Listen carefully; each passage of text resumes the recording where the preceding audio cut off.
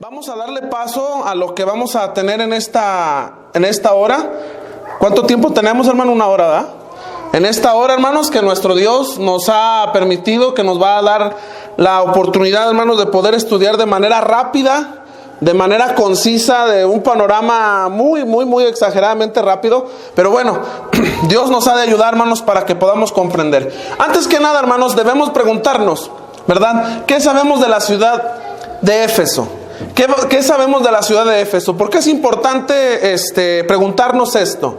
Es tan importante, hermanos, preguntarnos acerca de esto para que podamos comprender un poquito acerca de la culturización y de la historicidad de la ciudad de Éfeso.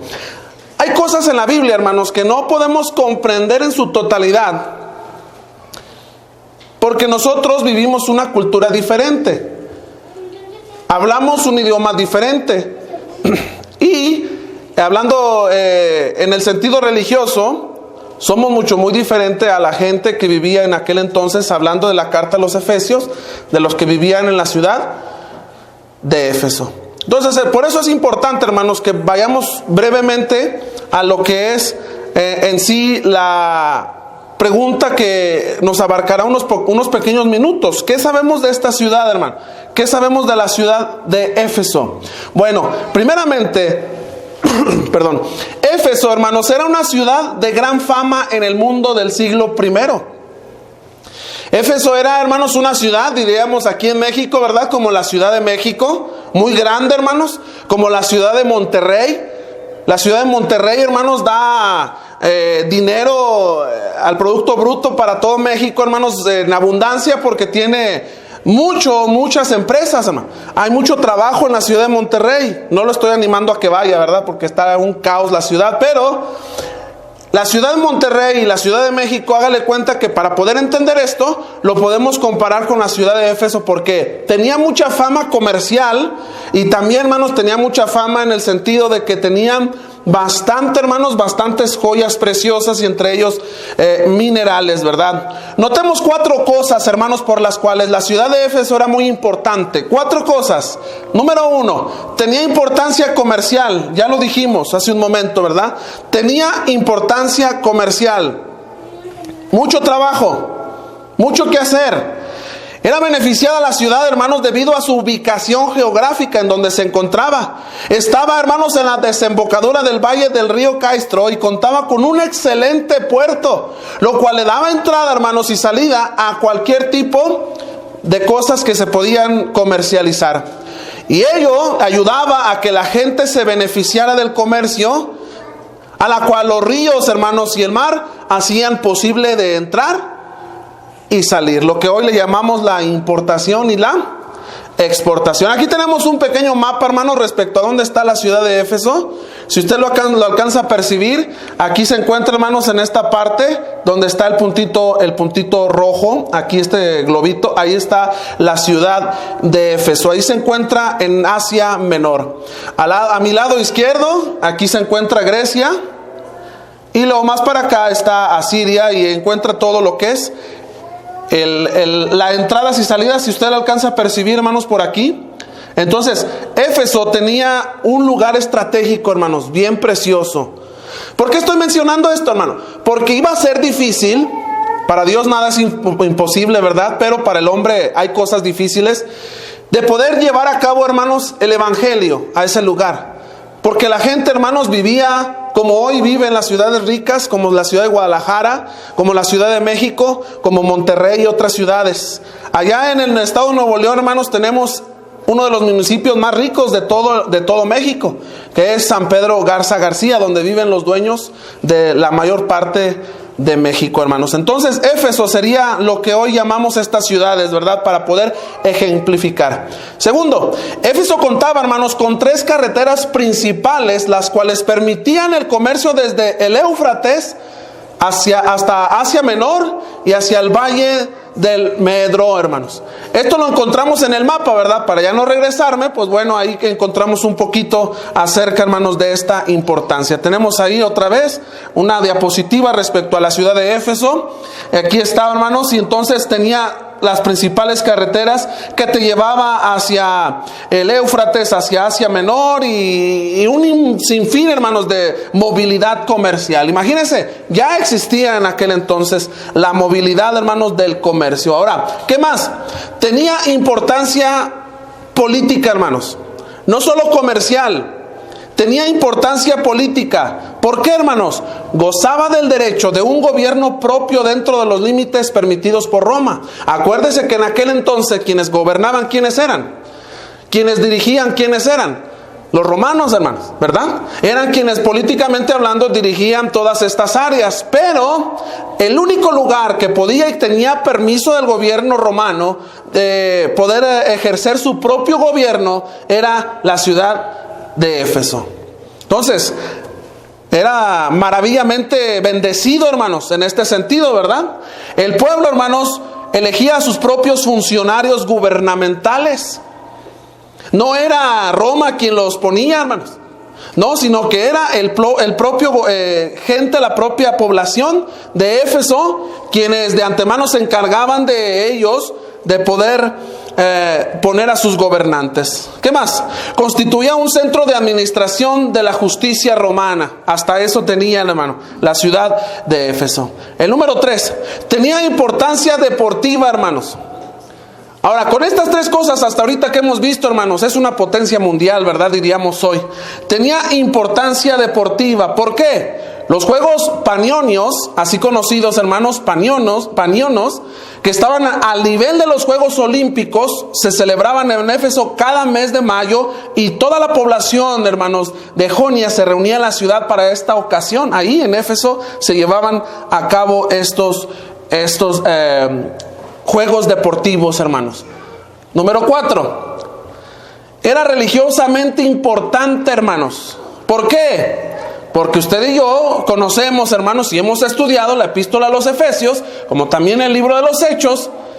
Ahí en la ciudad de Éfeso se tenía la gloria del templo, hermanos, de la diosa Diana, o conocida como Artemisa. En Hechos capítulo 19, versículo 35, es donde podemos corroborar. Mire qué hermoso templo tenían, ¿verdad? Esta es una pequeña réplica de lo que fue el templo de la diosa Artemisa, ¿verdad? Entonces, era un lugar altamente religioso. Un servidor, hermanos, yo soy originario de la ciudad de San Luis Potosí. Le decía ayer al hermano que precisamente yo ahorita vengo el día de ayer llegué desde allá, desde San Luis Potosí, 15 horas de viaje, aquí cerquitas, hermanos. Y la ciudad de San Luis Potosí parece un poquito a la ciudad de Éfeso, porque quienes han ido a la ciudad de San Luis Potosí, en cada esquina, hermanos, del centro histórico, encontrará usted un templo grandísimo y muy bonito, ¿verdad? Entonces, ¿es difícil el evangelio llevarlo a esta ciudad? Sí, porque la gente está acostumbrada a su modo de religiosidad antigua. Bueno, imagínense en la ciudad de Éfeso, hermano, también era lo mismo. Estaba acostumbrada la gente a llevar a cabo la adoración en el templo a la diosa Diana, o conocida también como la diosa Artemisa. Este templo, hermanos, este templo fue una de las 7 maravillas del mundo. Era de 130 metros de largo, 67 metros de ancho y 18 metros de alto. Imagínense la magnitud, hermano. El templo consistía de series de columnas de unas 127 pilares, hermanos, y todas eran de mármol.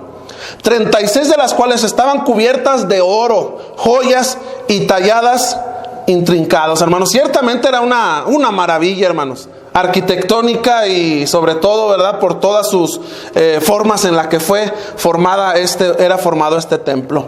Ahora, déjeme decirle, hermanos, que dentro de este templo estaba el altar mayor adentro, y detrás de él habían unas cortinas de terciopelo, hermanos. Más allá de las cortinas estaba la imagen de Artemisa por dentro, y por ahí han dicho que es algo parecido a esto, hermano. La diosa Artemisa, ¿verdad? Que si usted ha estudiado, no vuelvo a repetir, el libro de los Hechos, encontrará y sabremos, hermanos, a esta diosa cuál era su mayor, hermanos, cosa que le atribuían, ¿verdad? Bueno, nadie en sí, hermanos, conoce ni conocía el origen de dicha imagen. Sin embargo, algunos creían que había caído del cielo esta imagen. La gente de Éfeso, hermanos, creía eso, porque nadie supo ni siquiera quién la fabricó, quién la hizo, ¿verdad? Sino que la gente decía y creía que la imagen misma de este Dios, ¿verdad?, había caído del cielo. El material del que estaba hecha la imagen, hermanos, pudo haber sido madera de ciprés, de cedro, de ébano o de piedra, también pudo haber sido, ¿verdad? El nombre Diana puede hacernos pensar que la diosa era hermosa, hermanos. Sin embargo, en realidad, la imagen usted la está viendo aquí, hermanos, pues es algo espantosa. ¿Por qué? Porque si usted alcanza a ver, yo ya no le llego hasta allá, hermanos, mi vista ya no me da más, pero si usted alcanza a ver aquí, es una imagen de una mujer llena de pechos femeninos, ¿verdad? Toda la parte de enfrente, a la cual después hablaremos más adelante respecto a esta diosa. Bueno, entonces ya hemos hablado brevemente, hermanos, muy brevemente de la ciudad de Éfeso.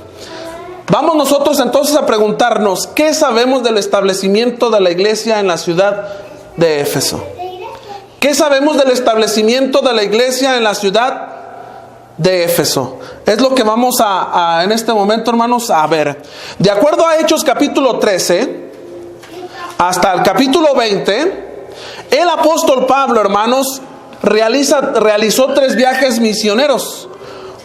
Cuando uno comenzó en Antioquía de Siria, no fue sino hasta su 3er viaje misionero que realizó Pablo, hermanos, allá por el año 50 aproximadamente después de Cristo, cuando encontró a ciertos discípulos que obedecieron a la palabra de Dios, a la predicación de Apolos, hermano. ¿Se acuerdan ustedes de esta historia, hermano? Bueno, ciertos discípulos solo fueron instruidos en el bautismo de Juan. En el bautismo de Juan. A estos discípulos Pablo les predicó, hermanos, acerca del Espíritu Santo, y ellos fueron bautizados en el bautismo de la Gran Comisión. Bueno, fue así como Pablo, hermanos, con la ayuda del Espíritu Santo, llegó a establecer, es un poco de manera breve, hermanos, el cómo Pablo llegó a establecer la iglesia del Señor ahí en la ciudad de Éfeso.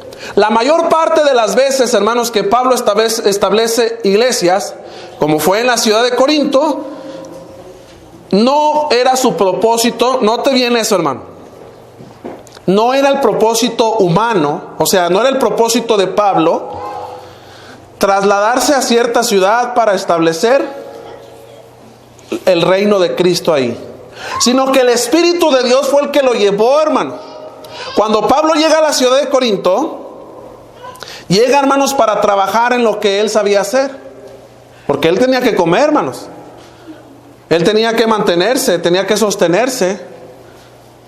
Y muchos dicen, bueno, en la carta a los Corintios también habla acerca de la ayuda al predicador, sí, pero en aquel entonces no era como ahora, que giran un cheque ahorita, ya en unos cuantos minutos, ya llegó a la cuenta bancaria. En aquel entonces se tardaban días o hasta meses para llegar, hermanos, las ayudas a quien lo necesitaba. El apóstol Pablo, hermanos, fue a la ciudad de Corinto a trabajar. Y ahí, hermanos, fue donde comenzó a predicar el evangelio, porque el Espíritu Santo, otra vez vuelvo a repetir, fue quien lo llevó ahí, pero no era su plan de Pablo, humanamente hablando. Espiritualmente hablando, sí, hermanos, podemos decir que el Espíritu fue quien lo llevó. Entonces, continuemos con Efesios, hermano. Pablo continuó su labor en Éfeso con judíos y griegos por cerca de 3 años. Según nos dice Hechos capítulo 19, versículo del 8 al 10. Así también en el capítulo 20, versículo 31. Dice la Escritura, por lo que crecía y prevalecía poderosamente la palabra del Señor. Así también Hechos 19, 20, ¿verdad? Después del alboroto, hermanos, que estalló en defensa de la diosa Artemisa, iba a ser difícil, hermanos, no imposible otra vez, ¿verdad? El poder arrancarle de raíz a las personas la adoración a esta diosa.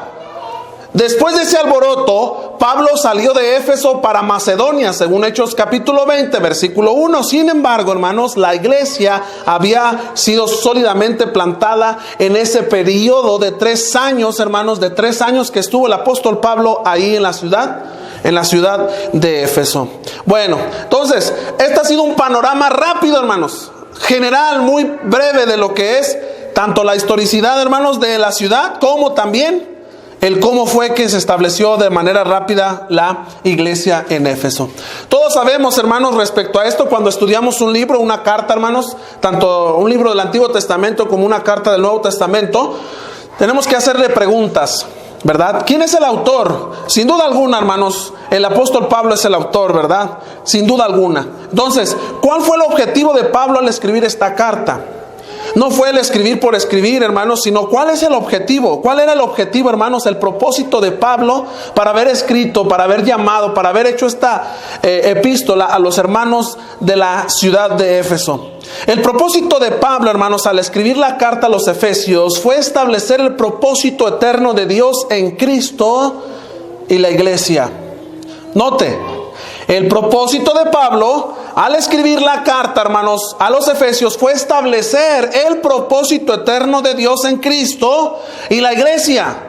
No el propósito del hombre, no el propósito de Pablo, hermanos, sino el propósito eterno de Dios y de Cristo dentro de la iglesia. Preguntémonos ahora, ¿cuál es la fecha de escritura de esta epístola, hermano? ¿Cuándo se escribió? Bueno, cuando hablamos de fechas, hermanos, no podemos asegurar exactamente una fecha.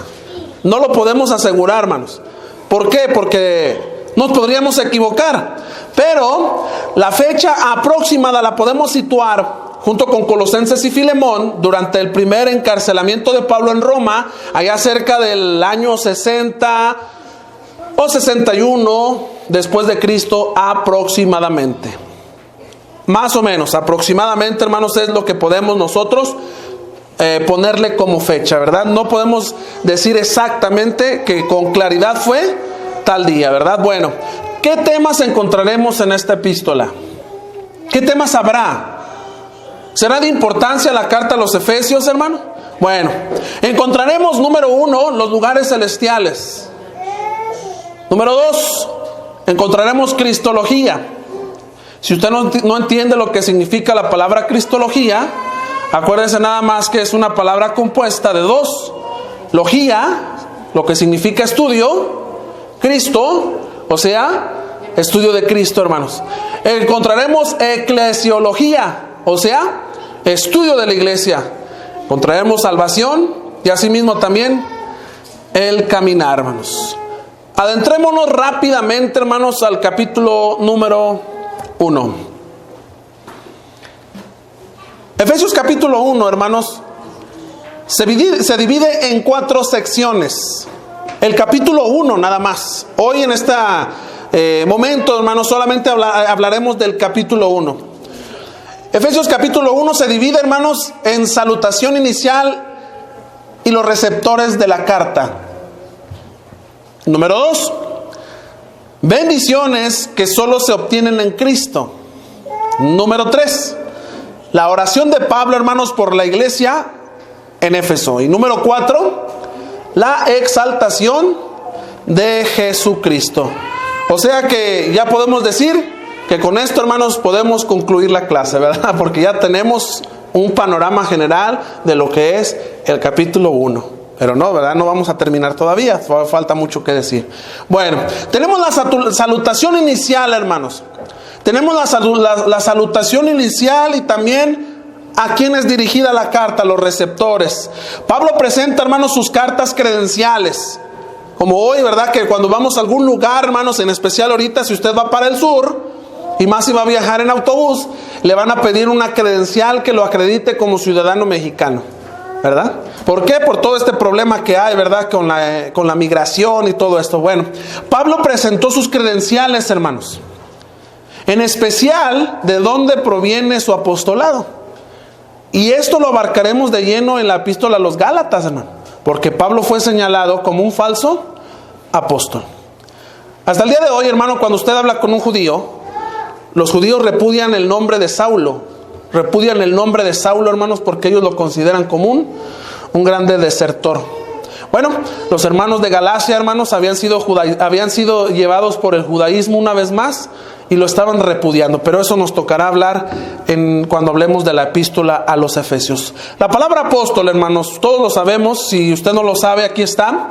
La palabra apóstol viene del término griego apóstolos, la cual significa mensajero, embajador o misionero. Entonces, él está dando a entender lo que él es, lo que él vino a hacer. ¿A quiénes? A los hermanos de Éfeso. Los receptores de esta carta fueron los fieles, dice ahí, hermanos, los fieles en Cristo que están en Éfeso. O sea, la iglesia, tenemos que comprender esto, hermanos, y ojalá algún día podamos estudiar esto, ¿verdad? Respecto a que tenemos que saber que existe la iglesia universal, pero también existe la iglesia local. Por ejemplo, usted y yo fuimos añadidos a la iglesia universal, a la iglesia de Cristo, pero hay iglesias locales como esta, hermanos. Aquí en la Junta Chihuahua hay una iglesia local. Entonces, allá en Éfeso, hermanos, es una carta a la iglesia local en la ciudad de Éfeso. No es una carta universal para todas las iglesias. Es una carta para la iglesia local en Éfeso. A ellos son los receptores de esta epístola, hermanos, porque eran los que estaban teniendo algunos detalles, hermanos, por ahí. La segunda parte en la que se divide la epístola son bendiciones que solo se obtienen en Cristo, hermanos. Estas bendiciones no las podremos obtener fuera de Cristo. Note la palabra aquí, hermanos, la palabra en Cristo. La palabra en Cristo es muy importante para el apóstol Pablo. Y es utilizada muchas veces en sus cartas. En Cristo, en Cristo, en Cristo. ¿Por qué, hermanos? Porque esas bendiciones, una vez más, son obtenidas únicamente cuando entramos a Cristo. Y déjeme decirle esto, hermano. Y si usted tiene dudas de lo que yo voy a decir al final, puede preguntar, ¿verdad? Al final de que terminemos me puede abordar. Cuando oímos el bautismo de la Gran Comisión, allá en Mateo capítulo 28, versículo 19 en adelante, donde Cristo le dijo a los discípulos, ¿verdad? Toda potestad me es dada en el cielo y en la tierra. Toda autoridad le pertenece a Cristo. ¿Es así, hermanos? ¿Están de acuerdo? Muy bien. Entonces, toda la autoridad le pertenece a Cristo, ¿verdad que sí? Excelente. Usted y yo escuchamos el Evangelio. Muy bien. Pero Cristo les dijo a los discípulos, ¿verdad? Vayan y hagan. Les dijo a los apóstoles, ¿verdad?, que fueran a ser discípulos. Y la palabra discípulo simplemente significa aprendiz, alumno. Vayan y hagan alumnos, vayan y hagan aprendices. Pero note lo que dice ahí. Bautizándoles, ¿en qué, hermanos? En el nombre del Padre, del Hijo y del Espíritu Santo. Hay ocasiones, hermanos, que Mateo capítulo 28, versículo 19 en adelante se convierte en una fraseología mágica, ¿verdad? Donde la convertimos en una fraseología exageradamente mágica, como una palabra mágica, que si tú no la dices a la hora de bautizar, la persona va a ser salva, ¿verdad? No, hermano, es que no, el hermano al momento de bautizar no dijo, y te bautizo en el nombre del Padre y del Hijo y del Espíritu Santo. Entonces el hermano está mal. Déjeme explicarle esto, hermano, antes de continuar esto, por la palabra en Cristo. Cuando Cristo les dijo, bautícenlos en el nombre del Padre, del Hijo y del Espíritu Santo, note, en el término griego, es por eso que le digo, hermanos, que la Biblia a veces no la comprendemos porque no está escrita en nuestro idioma. Cuando dice, bautícenlos, sumérjanlos en el nombre, tenemos dos palabras ahí, acuérdense, hermanos, estamos hablando de la palabra en Cristo, dos palabras. La palabra en el griego es eis, onoma, o sea, sumérgelos para que ellos, la palabra eis en el griego significa para que sean parte de. Cuando nosotros somos sumergidos, hermanos, vamos a ser parte de ese onoma. ¿Qué significa la palabra onoma? Significa autoridad, poder. ¿De quién? Del Padre, del Hijo y del Espíritu Santo. O sea que cuando somos bautizados, hermanos, que aunque no dijeras tú eso, tú vas a pertenecer, tú vas a entrar, tú vas a ser añadido al gran poder que tiene la deidad. O sea, tú y yo, hermanos, fuimos incrustados en el Padre, en el Hijo y en el Espíritu Santo. Por eso cuando Pablo utiliza la palabra en Cristo, habla de esas personas que están incrustadas en Cristo, que están adentro de Cristo. ¿Cómo lo lograron? Bueno, bautizándose para el perdón de sus pecados. No podemos obtener estas bendiciones. Si hay alguien que en esta mañana nos acompañe que aún no ha entrado, no podemos obtener estas bendiciones si estamos fuera de Cristo. ¿Cuáles son esas bendiciones? Que Él nos predestinó. Y este es un tema, hermanos, que para muchos es muy difícil, ¿verdad? Porque por ahí se ha dicho que la predestinación ha sido que literalmente tu nombre, el mío y el de todos ha estado, ¿verdad? Porque Él nos predestinó, hermanos. Note lo que dice ahí, Efesios capítulo 1, versículo 4. Según nos escogió en Él antes de la fundación del mundo, para que fuésemos santos y sin mancha delante de Él, en amor, habiéndonos predestinado para ser adoptados hijos suyos por medio de Jesucristo, según el puro afecto de su voluntad. La bendición que encontramos aquí, hermanos, no es que tu nombre literalmente estaba en la predestinación. No, porque luego por ahí podría haber una contradicción al decir que entonces Judas estaba predestinado para irse, hermanos, a donde fue, ¿verdad? O sea, para dejar el apostolado. Cuando vemos las profecías, vemos que había un desertor, ¿verdad? Pero no vemos su nombre. Simplemente dice que alguien, no dice el nombre de Judas. ¿O usted lo ha encontrado, hermano? En las profecías del Antiguo Testamento respecto a aquel que vendería al Señor. No lo hay. Entonces, ¿a qué se refiere con que es una bendición para nosotros? Porque lo que se predestinó fue la salvación, hermano. Predestinó, la palabra predestinación, lo único que significa es que antes del destino, antes del destino. La salvación estaba, hermanos, antes, note, de la fundación de este mundo en la mente ¿de quién? De Dios. No el nombre de nosotros, hermano. Ya tenía en la mente Dios el nombre de Sergio, el nombre de Arturo. No, la salvación. De ahí, hermanos, el libre albedrío de nosotros.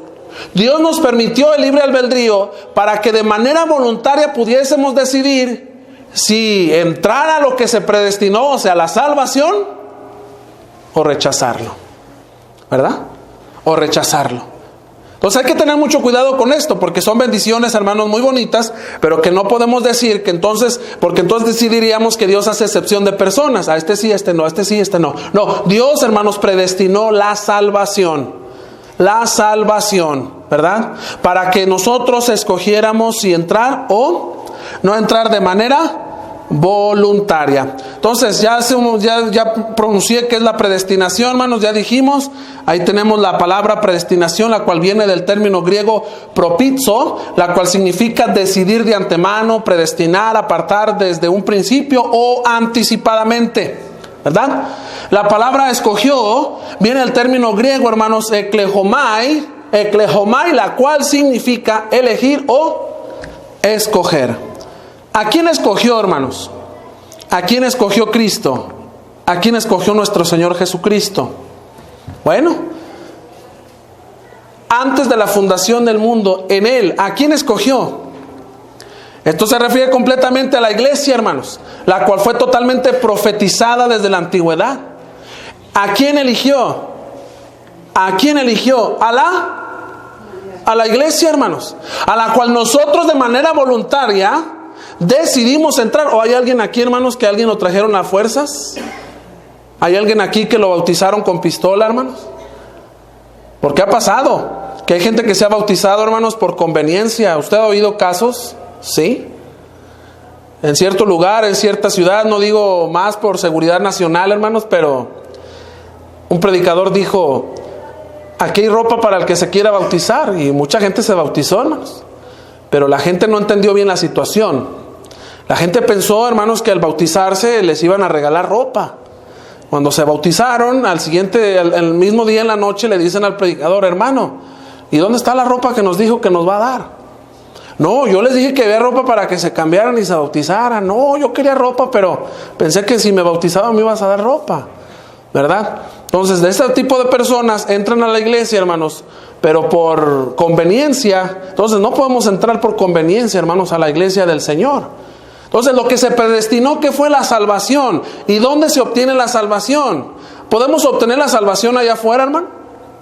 Allá afuera podemos obtenerla, no. En la casa tampoco. La salvación se obtiene ¿en dónde? Aquí dice en Él.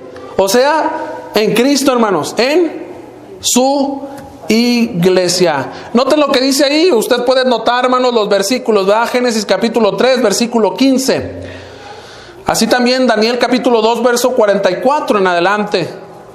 En Génesis 3:15 pues habla acerca, hermanos, de aquel momento en la cual se estaba hablando de la salvación que llegaría, en la que la serpiente mordería el calcañar, o sea, Satanás mordería a Cristo, hermanos, pensando que lo iba a dañar. Pero la serpiente, hermanos, pensó ser astuta y de antemano Cristo, hermanos, le dio un golpe en la cabeza mortal para que de antemano estuviese un poco, hermanos, limitada. En Daniel 2:44 encontramos la profecía de la iglesia, hermanos. La profecía respecto a la iglesia. En la cual todos los reinos acabarían, menos aquel que es la roca, hermanos, que desmenuzaría y tumbaría y quitaría todo. ¿Verdad? Entonces, ahí tenemos las profecías de dónde estaría la salvación. ¿Para qué fue predestinada la iglesia, hermanos, desde antes de la fundación del mundo? ¿Para qué? Hoy en día, hermanos, lamentablemente, se los digo con tristeza, la iglesia está haciendo labores que no le tocan, labores de entretenimiento. Le decía hace rato al hermano que hay iglesias, hermanos, que hasta ya no tienen predicación, mejor contratan un show de payasos. Y les traen payasitos a los hermanos porque pues, ya no entienden la palabra hablada. Ahora hay que traerles distracción, ¿verdad? Ahora a los jóvenes ya no se les puede enseñar Biblia, ahora hay que darles distracción. Vamos a llevarlos a Veracruz, allá a la playa, y en la playa les enseñamos, porque aquí en el rancho no se puede. ¿Cómo no, hermanos? Entonces, ¿para qué fue predestinada la iglesia? ¿Cuál es la labor fundamental de la iglesia, hermano? ¿Cuál? Para ser santos y sin mancha. ¿O no, hermanos? Eso es la labor de la iglesia. Para ser santos y sin mancha. A la iglesia, hermanos, o la iglesia fue predestinada en primer lugar para ser santa. Esta palabra viene del término griego agios o agiazo, la cual significa sagrada o consagrada, hermanos. Note, hermano, sagrada o consagrada. La iglesia es sagrada. La iglesia debe de ser consagrada a Dios. La palabra consagrada es tan importante, hermanos, desde la antigüedad, que aún el sacerdote levita traía una insignia en su cabeza, hermanos, en la mitra, que decía santidad a Jehová, Kadesh Elohim, decía ahí. Y eso estaba en la mente, hermanos, del sacerdote, en la mitra, para que él recordara lo que él era. Para que él recordara lo que él era. Y hoy, lamentablemente, hermanos, nosotros en la era cristiana no recordamos que somos algo sagrado. No recordamos que debemos de consagrarnos, dedicarnos a Dios, ¿verdad? Y eso es muy lamentable. Esta es la labor que debe hacer la iglesia. Ahora, la iglesia, hermanos, fue predestinada para mantenerse sin mancha. Palabra que viene del término griego amonos, la cual significa intachable, hermanos, sin culpa. Sin culpa. Esa es la labor, o esa es la manera por la cual la iglesia fue predestinada. Número 2, ¿para qué más? Para ser adoptada. Para ser adoptados, hermanos. Esa es la labor, esa es la manera en la porque la iglesia fue predestinada por Dios, para ser adoptados. Porque antes éramos de otros, hermano, ¿verdad? Y nos hacemos esa pregunta, ¿por qué adoptados? ¿Por qué adoptados? Porque no éramos hijos, hermanos. Pertenecíamos a otro pueblo. Y pertenecíamos a otro amo. La palabra adoptados, hermanos, viene del término griego uitesis, la cual significa lugar y la condición de un hijo. Lugar o la condición de un hijo. ¿Cuál era nuestra condición, hermanos, antes de ser iluminados? ¿Cuál era nuestra condición? Bueno, lo hablaremos más adelante, ¿verdad? Estábamos sin Cristo, sin Dios, éramos tinieblas. Entonces, esa es una manera más por la que la iglesia fue predestinada, para adoptarnos. Porque no éramos del pueblo. Nosotros éramos gentiles, hermanos. Número 3. Recuerde, la pregunta que estamos haciendo es: ¿para qué fue predestinada la iglesia? Para la alabanza de la gloria de su gracia. ¿De quién, hermanos? ¿Del predicador? ¿De los ancianos? ¿De los diáconos, hermanos? Para la alabanza de la gloria de la gracia de Cristo, hermanos. Para la gracia de nuestro Dios y del Espíritu Santo, no para ningún hombre. La palabra alabanza, hermanos, viene del término griego epainos, la cual significa elogio, aprobación, cosa digna de estimar, hermanos. Eso es lo que significa la palabra alabanza. Y a esto venimos siempre, hermanos, cada momento que la iglesia se reúne, cada momento en que está la asamblea, o sea, la iglesia reunida, venimos para elogiar, no al predicador. Oye, qué bonito habló. Oye, no. Son palabras de Dios, hermanos, las que vamos a elogiar, dignas de reconocer las palabras de nuestro Dios. Entonces, hermanos, la iglesia fue predestinada para elogiar la grandeza de la gracia que Cristo tiene, hermanos, por nosotros. Ya por medio de Él y su gracia fuimos nosotros redimidos, fuimos nosotros santificados y sobre todo amados, hermanos. Y sobre todo amados. Yo no sé si ya me adelanté, hermanos, no alcanzo a ver bien aquí. Está atrasado, ¿verdad? Ahí está. Muy bien. Seguimos. Entonces, asimismo también, hermanos, hablar de la alabanza y de la gracia y de todo lo que hemos estado diciendo, Dios nos dotó, hermanos, de sabiduría e inteligencia para poder comprender este misterio. ¿Cuál? Antes había un misterio. Antes había un misterio. Y ese misterio, hermanos, hasta los judíos lo tenían. Oían hablar tanto del Mesías, oían hablar tanto de aquel Salvador, pero no sabían quién era. Aún llegó Cristo, aún llegó el Mesías entre ellos, y seguía siendo un misterio, porque no creían que realmente el carpintero, el hijo del carpintero, fuera aquel que los redimiría. Bueno, para nosotros, hermanos, ya no es un misterio. Este misterio fue revelado, pero fue revelado porque fuimos dotados de sabiduría. Y sabe, hermano, que la palabra sabiduría viene del término griego Sofía. O sea, si hay alguna hermana que se llama Sofía, es sabiduría, hermano, la cual significa prudencia, discreción, es decir, la capacidad para poder entender y en consecuencia actuar de manera sabia, hermanos. Tú y yo antes éramos ignorantes de las cosas de Dios. Para nosotros todavía seguía siendo un misterio. Para la gente de afuera, hermanos, todavía sigue siendo un misterio. ¿Por qué? Porque aún no han sido iluminados. Aún no les ha llegado la sabiduría. Y a nosotros nos llegó la sabiduría tarde que temprano. Alguien llegó a tu casa, yo no sé cómo conocimos el evangelio, pero algunos nos tocaron la puerta, nos entregaron un folleto, nos empezaron a hablar del evangelio, y el evangelio fue lo que nos hizo sabios, hermanos. Y comprendimos, entendimos, supimos la prudencia que había y tuvimos la capacidad de poder entender y tuvimos que elegir. Hermano, yo quiero ser bautizado o bautizada para el perdón de mis pecados. La palabra inteligencia viene del término griego, hermanos, phronosis, la cual significa discernimiento y comprensión. Siempre va primeramente la sabiduría.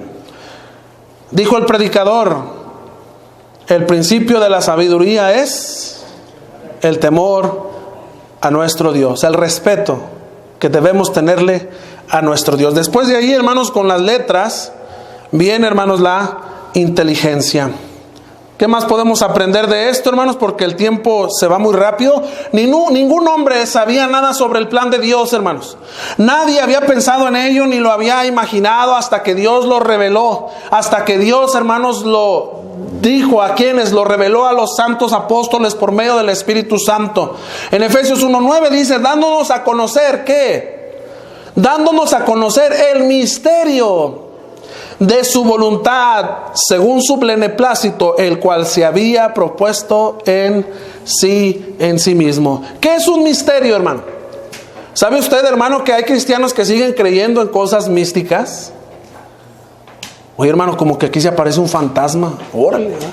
Aguas, porque pueda estar al lado de usted ahorita, hermano, o atrás o adelante. ¿Qué es un misterio? Y como siempre, ¿verdad? Es que en tal lugar hay una casa abandonada, hermano, y ni vaya porque se aparece ahí el Chucky, quién sabe quién más, ¿verdad? ¿Qué es un misterio? La palabra misterio viene del término griego, hermanos, musterión, la cual significa, o de un derivado más bien, ¿verdad? Mu. La palabra mu es una palabra compuesta. La palabra mu significa cerrar la boca. Hermana, cuando su esposo no se calle, dígale mu. ¿Cómo? Dile, ya, guarda silencio, ¿verdad? Cállate ya porque ya hablaste mucho. Entonces la palabra mu significa cerrar la boca. Y la palabra, hermanos, terión, significa secreto. Entonces es algo que se guarda la boca, hermanos, se calla. Entonces Dios tenía guardado esto, lo tenía en las profecías, lo tenía guardado, ¿qué, hermanos? De que la iglesia iba a llegar para que nosotros entráramos a ella y fuéramos salvos. Lo tenía guardado y nos lo dejó a nosotros, hermanos. Qué privilegio, no fue a los judíos. Porque recuerde que si los judíos hubieran conocido el misterio o entendido el misterio, entonces ellos, hermanos, no hubieran sido lo que son. Entonces, mediante la idea del silencio impuesto por inicio, hermanos, en ritos religiosos, es como se tomó esa parte para hablarnos del misterio, cerrar la boca acerca de un secreto. Dios, hermanos, ese secreto nos lo reveló a nosotros. ¿Cuál secreto? Ya lo dijimos, note aquí, note lo que está ahí, hermanos, en el versículo 9, dándonos a conocer ese secreto, hermanos. ¿Cuál secreto? Aquel que era de su voluntad, según su beneplácito, el cual se había propuesto en sí mismo. ¿Cuál secreto? Lo hemos dicho. El que la iglesia llegaría, hermanos, para redimir, o sea, Cristo llegaría para redimir al hombre. Para redimir al hombre. Cuando digo hombre es término general, hombre y mujer. Misterio de su voluntad. La palabra voluntad, hermanos, proviene de telema, un deseo basado en las emociones, y muestra que la voluntad de Dios, hermanos, proviene de su corazón.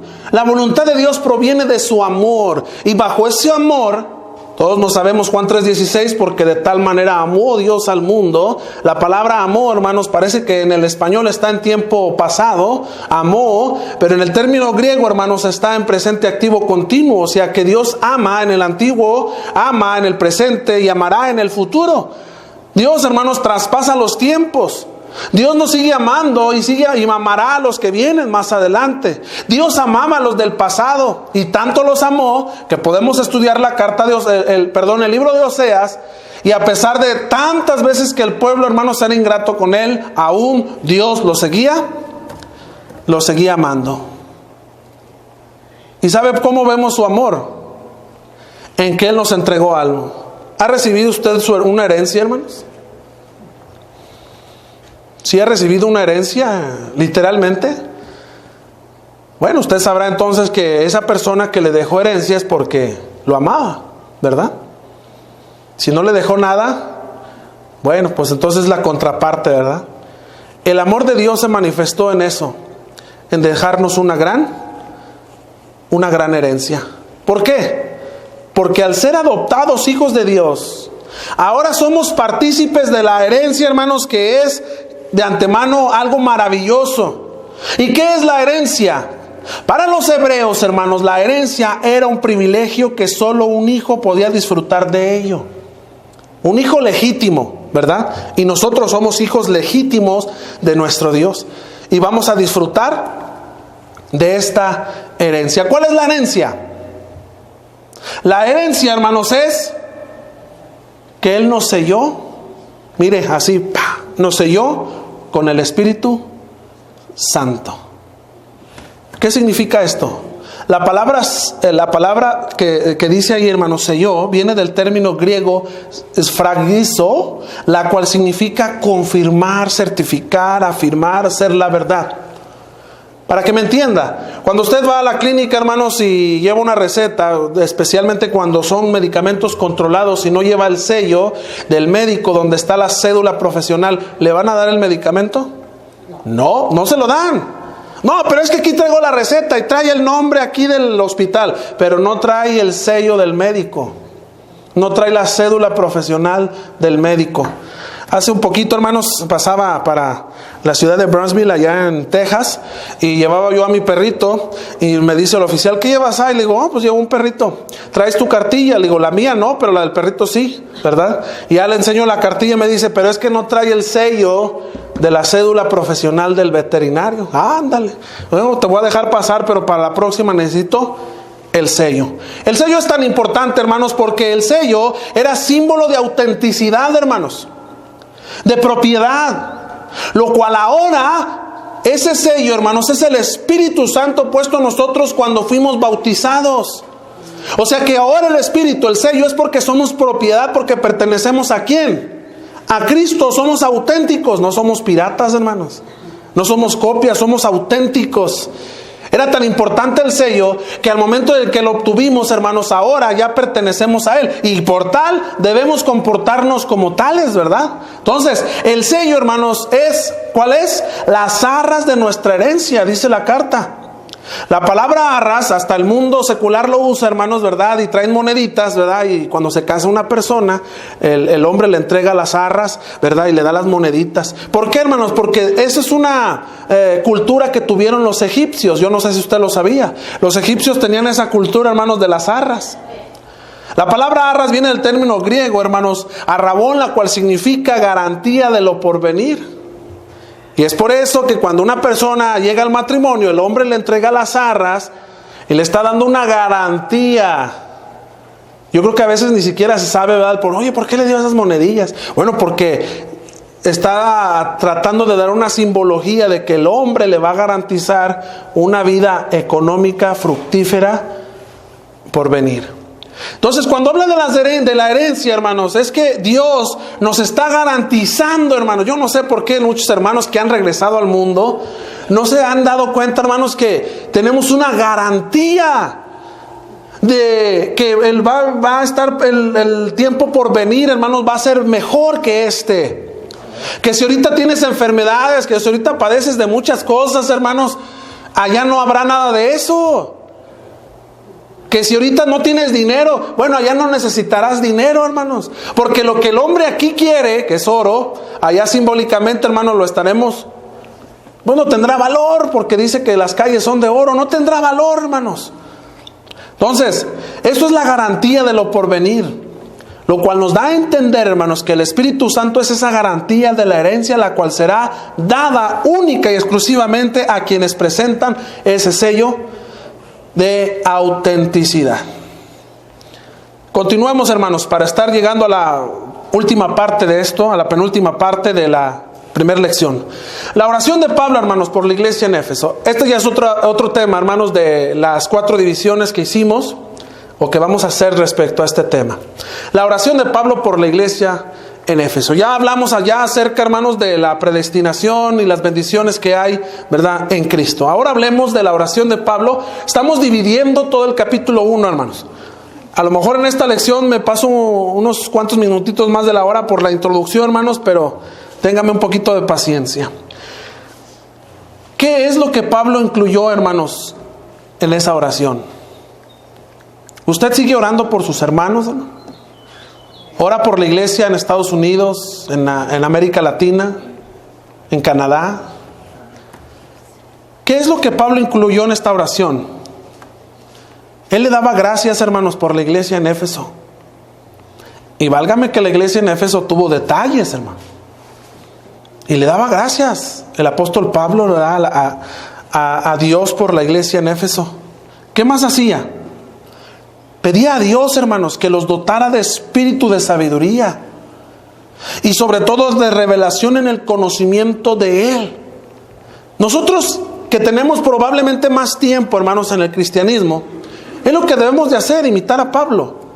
Orar por las demás iglesias, orar por los hermanos, en especial por los líderes, que aunque muchos dicen que la palabra líder no está en la Biblia, pero bueno, Moisés se comportaba como lo que es un líder. Cristo, hermanos, hacía lo de un líder, ¿verdad? Entonces, hay que orar por aquellos quienes están al frente de las congregaciones, para que de antemano Dios los dote, hermanos, de espíritu de sabiduría, no de espíritu de contención, no de espíritu, hermanos, de qué más, ¿verdad? De espíritu de que regaña a todo mundo. No, un espíritu de sabiduría. Y no porque, hermano, vete a una escuela para que en eso no estamos hablando de inteligencia, o sea, de letras. Estamos hablando de la sabiduría de Dios. Y sobre todo la revelación en el conocimiento de Él. Porque hoy, hermanos, en serio que, híjole, hoy las falsas doctrinas están entrando a las iglesias bien fuerte. En Estados Unidos, hermanos, no se diga, pero de allá vienen para acá. Ahí le encargo el día de mañana. Hemos estado, hermanos, por ahí, llegamos una vez en cierto lugar, a una congregación, donde ya las hermanas eran las que se encargaban de pasar la comunión, ¿verdad? Entonces, otras congregaciones donde ya tenían vino embriagante en lugar de fruto la vid. En donde, no, hermanos, ¿para qué le seguimos, verdad? Si nunca acabaríamos. Pero bueno, hay que pedirle a Dios que les ayude a esas personas a que esa revelación, la palabra revelación solamente lo que significa es descubrir, ¿verdad? Como cuando usted llega a la casa y ¿a qué huele? Pues bueno, usted va a descubrir a la hora que abre la olla qué fue lo que hizo la hermana de comer, ¿verdad? Es la revelación. Apocalipsis es la palabra griega, hermanos. Conocer qué hay allá adentro. Bueno, hay que pedirle a Dios que a la iglesia en este lugar, a la iglesia en Chihuahua, a la iglesia en Monterrey, en Suazua, Dios nos dote, hermanos, de sabiduría para poder descubrir realmente el verdadero conocimiento de Él. Número 3. Pablo pedía a Dios, hermanos, que alumbrara los ojos de ese entendimiento. Que alumbrara los ojos de ese entendimiento. Hermanos, es necesario hoy más que nunca orar a Dios por ello. Porque aunque la Biblia diga algo, mire, usted está leyendo la Biblia y la falsa doctrina, hermano, está al pie de la letra, dijo Pablo, ¿verdad? Tienen comezón de oír cosas nuevas. Y aunque usted lo lea ahí, cuando la persona está cegada, dice, no, aunque diga ahí no importa, o sea, la cosa es diferente. Hermano, pero ¿por qué haces esto? Como ese día que les comentaba, hermanos, en esa congregación en Estados Unidos, que las hermanas repartían la comunión, hermano, pero ¿por qué? Y simplemente el razonamiento era, bueno, ¿acaso cuando está en la banca la hermana no se la pasa al de al lado? Y la otra al lado y así, entonces pues adelante, que ellas la repartan. Hermano, pero y cuando tú comienzas a predicarles, a enseñar respecto a eso, y ellos no tienen sus ojos abiertos, hermanos, ellos no tienen ese entendimiento, sus ojos, hermanos, abiertos al conocimiento de Dios, no al de uno, hermanos, no van a querer cambiar su manera de ser. Hoy más que nunca, hermanos, urge de antemano esto. ¿Por qué? Porque la iglesia del Señor se está infectando, hermanos, de esa falsa doctrina, falsas doctrinas en muchos lugares. Para terminar, hermanos, tenemos como número 4 y final la exaltación de Jesucristo, hermanos. Tenemos la exaltación. Pablo exaltó a Cristo. ¿Por qué Pablo exaltó a Jesucristo, hermanos? Por 3 razones. Por 3 razones. Número 1, exaltó a Cristo, hermanos, por su esperanza. Exaltamos a Cristo por esa esperanza, hermano, nosotros también. ¿Tienes esperanza el día de mañana que si mueres serás resucitado para vida eterna, hermano? ¿Tienes la certeza y confianza de que si hoy mueres tendrás esa esperanza? Bueno, Pablo lo tuvo, hermano. Por eso después dijo, ¿verdad? Bueno, pues para mí el vivir es Cristo y el morir es ganancia. Porque él tenía esa esperanza en la resurrección, hermano.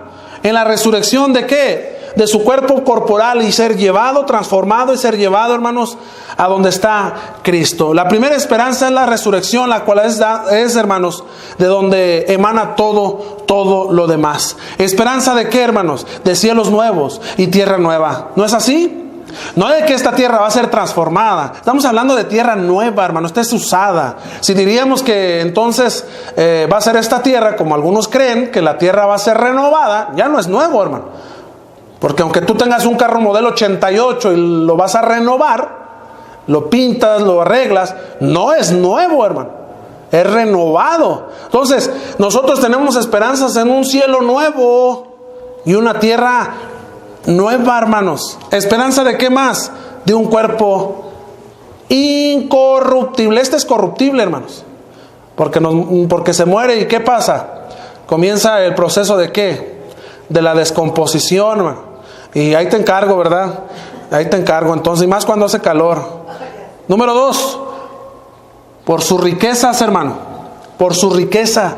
Esa riqueza es la herencia, la cual dará solamente a quienes hicieron su voluntad, hermanos. Número 3, por la excelencia de la majestad de su poder, hermanos. Por la majestad de su poder. Notemos esto, hermanos. Notemos la palabra del versículo 19, la palabra supereminente. La palabra supereminente. A veces parece que Pablo usa palabras muy elocuentes, hermanos. Pues sí, porque era elocuente él en el estudio de las palabras, de las letras. Esta palabra proviene del término griego, hermanos, superbaro, la cual significa exceder, sobrepasar. Así que, hermanos, el poder de Cristo sobrepasa el poder de Donald Trump, sobrepasa el poder del señor de Rusia, del señor AMLO y de todos los poderes humanos, lo sobrepasa, hermanos. Por eso es súper eminente, hermanos. ¿Cómo obtuvo Cristo tan grande poder? Lo obtuvo, hermanos, cuando resucitó. Ahí me equivoqué, hermanos, en las palabras, ¿verdad? Ay, discúlpeme. Cuando resucitó y fue exaltado hasta la diestra de nuestro Dios, hermanos. Así que, amados hermanos, como conclusión, Cristo tiene, hermanos, un poder ilimitado. Ilimitado. ¿Sobre quién? Sobre principados. Sobre autoridad y poder y señorío. Sobre todo nombre que se nombra. Esto es, sobre cualquier ídolo. Todas las cosas son sujetas a su grandísimo poder. Ahora, ¿cuál es el propósito del poder supereminente de Cristo? Todo tiene un propósito. Efesios 1:22. Someter todas las cosas bajo sus pies, y lo dio por cabeza sobre todas las cosas de la iglesia. Ese es el propósito de su superpoder, hermanos, que Cristo es la cabeza de la iglesia. ¿Qué somos los hombres? Aquí tenemos en el texto griego, hermanos. ¿Qué somos los hombres? Simplemente somos lodo, hermanos, porque de lodo fuimos formados y al lodo regresaremos. Yo lamento mucho a veces, ¿verdad?, cristianos que se sobreexaltan mucho, hermanos, que se crecen a veces hasta más que Cristo, son deshumildes, son hombres altaneros. Lo lamento mucho, hermanos, porque ciertamente la palabra de Dios nos enseña algo muy bonito. Déjeme terminar con esto. Mire lo que dice el texto mayoritario, el texto griego. En el texto griego, hermanos, por eso se los puse aquí en la parte de abajo. Aquí está esto. En el texto griego se lee de la siguiente manera: y todo sometió bajo los pies de él, y lo dio como cabeza, note, sobre todo. ¿Para quién? Para la iglesia. Eso se lee en el texto mayoritario, hermanos, en el texto receptus, en el término griego. Todo lo sometió. Los gobiernos, hermano. Por eso cuando vienen elecciones, no te pelees, hermano. ¿Que por qué ganó? Pues si no ganó el de mi partido. No te pelees. Mira, si Donald Trump en Estados Unidos vuelve a ganar la reelección, no te pelees. Cristo tiene el poder en él, porque él pone y quita reyes. Pero ¿sabes qué? Nos lo puso a nosotros, hermanos, como cabeza. Y nota esa palabra, por eso la he puesto en verde. Sobre todo. ¿Para quién? Para la iglesia. Así como Cristo es cabeza de todo en el universo, él ha sido dado como regalo de Dios a la iglesia como cabeza de la misma, hermanos. Entonces, si él es cabeza, hermanos, ¿por qué nosotros no obedecerle? ¿Por qué nuestros cuerpos se mueven? ¿Por qué nuestra boca se mueve? ¿De dónde emanan nuestros pensamientos, hermanos? De la cabeza, ¿no? según la ciencia. Según los griegos no, según ellos era el corazón, de donde emana todo. Entonces, ¿por qué la iglesia no obedece al mandamiento del Señor? Si se supone que Él fue dado por cabeza, hermano. Fíjese qué interesante, hermano. Él es la cabeza. Si Él es el todo ante el universo y sobre todo para la iglesia, ¿por qué la iglesia no obedece a aquel que es cabeza? Eso es de pensar. Eso es, hermanos, de meditar. Es por eso que esto lo he dejado hasta el final, para que en el momento del receso podamos nosotros meditar, hermanos, en esto. De que si Él es la cabeza de la iglesia, puesto ante todas las autoridades, ante todos los principados y gobernantes y todo esto, entonces nosotros, hermanos, ¿dónde quedamos? Cuando de antemano, por ejemplo, en Hebreos 10:25 nos dice, ¿verdad?, no dejando de congregarnos como algunos tienen por costumbre. Entonces, ¿por qué dejamos de congregarnos? ¿No cree usted? Si Él es la cabeza, Él es la autoridad. Durante un tiempo, hermanos, Cristo tuvo un cuerpo físico en este mundo, ¿verdad que sí? Ahora, aunque ya no tiene un cuerpo físico, tiene un cuerpo espiritual en este mundo, hermanos. A saber, la iglesia como cuerpo de Cristo es más que una simple organización, más que una simple organización sobre la que Cristo tiene control. Note, tiene control. Este cuerpo es un organismo vivo, hermanos, que recibe su vida de la cabeza viviente. Cristo no está muerto, como por ahí alguien dijo. Se sustenta en su poder, hermanos, y es el instrumento mediante el cual Él actúa. Y hasta aquí, hermanos, se termina de manera breve el panorama del capítulo 1. Si alguien tiene preguntas o dudas, hermanos, yo estaré aquí para poder contestar sus preguntas o sus dudas respecto a esto. Una vez más, no pretendí, hermanos, a enseñarlo todo del capítulo 1 debido al tiempo, pero ojalá que este pequeño panorama, hermanos, que nos llevamos, podamos nosotros aprender más de ello, ¿verdad?